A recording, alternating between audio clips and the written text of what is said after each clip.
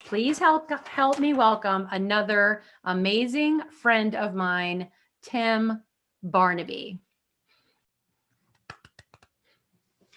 Thank you, Kathy, and thank you again, everybody, for coming out today. So today, I want to talk about prospecting because we've been through so much in the last 12 months.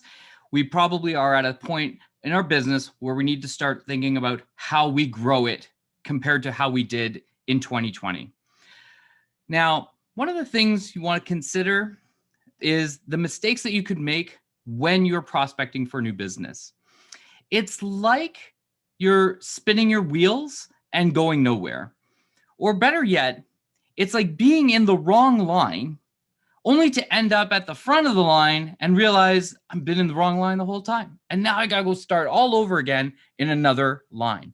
It's frustrating, it's painful, and yet sometimes we end up having to go through it. So rather than stuff our sales funnels with a whole lot of people that perhaps we don't need to be doing business with or we don't want to necessarily do business with, let's fill our pipeline with people that we actually feel would be a good prospect for us to do business with. So today, let's talk about this in the context of the Subway sandwich shop. Now, if I say Subway sandwich shop to you, you likely know what I'm talking about. And if you've never been to a Subway sandwich shop, just saying it out loud, Subway sandwich shop, you get the idea that you're probably going to go somewhere to eat. Either you're going into that shop to eat or go to the bathroom. Those are the likely two outcomes. Now, if we were to think in terms of the Subway sandwich shop being our B2B business, and somebody comes into our shop, the likelihood that they're coming to eat, meaning that the problem they're trying to solve is that they're hungry, are we going to start talking about the franchise owner and how he thought this was the perfect locale because it had the beautiful view of the forest? Or perhaps we're going to talk to them about how we got all of these wonderful decorations for our store from the catalog that's been updated most recently. And have you seen the fountain over there? How you can get so much free pop? No, these are all things that are relevant per se to the person in front of us. Their problem is that they're hungry, and somehow we have to overcome that and understand what it is that they want to eat. So this is what I'm talking about from a prospecting perspective. They don't care about our products and services. They don't care about where we came from and the buildings that we have. They don't even necessarily care about the references that we have in our business. They want to know, can you solve my problem? And so when we put it in that context, when we think about our potential customers in the element of, can we help them solve their business problem, then prospecting becomes a little easier for us because we're narrowing in on a very specific issue and how we get them to the end state. So this is really inspired by the book Gap Selling by Keenan. And we'll have a non-affiliate link to the book in the show notes here. Because for me, it really changed the way I thought about selling. And Keenan breaks it down for us in a way in which I hadn't really thought about it before, especially from my experience as being a procurement professional. There were times that I had to listen to multiple pitches, and yet nobody was hitting on the elements of what Keenan explains in this book. And the way he thinks about prospecting is he breaks it down and says you really need to answer 4 specific questions to have a well-qualified lead. So let's walk through what those are. First, as I've alluded to, the one thing you want to make sure that you have addressed is, does my potential customer have a problem? It could be a business problem or a technical problem, but we're going to focus our questioning around what is that problem that they're facing? Is it something to do with how they're growing their sales or their revenue? Is it having to do with employee turnover? Is it having to do with reducing the amount of inventory that they have? What is the business problem that they are facing? And once we've identified what the problem is that they're facing, then we have to make sure that the potential customer agrees with that business problem. Because again, we're going to be speaking to them about the problems per se, not our products and services, not about the features and benefits of what it is that we're offering, but that business problem specifically.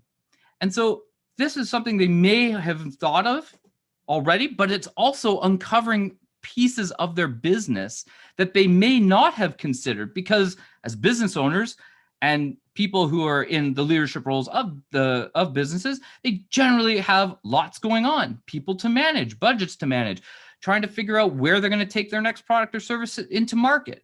They may not necessarily be as entrenched in their own business as what you are and what you offer to them. And so when you start speaking to them about their business and the challenges that they're facing, we need to uncover some of that challenge that they're facing to which they may not have considered before. And through your questioning, you might get them to reflect on it and say, that's right. Quoting Chris Ross from his book, Never Split the Difference, right? You don't want a "you're right," you want a "that's right." So when you factor in those types of questioning elements so that you've identified what the problem is and gotten them to agree, you've got two main questions answered in the prospecting process. The third question that you want to have answered is, does the prospect want to solve the problem? And this might sound a little funny, because if we've identified what the problem is and they agree that it is a business problem, why wouldn't they want to fix it?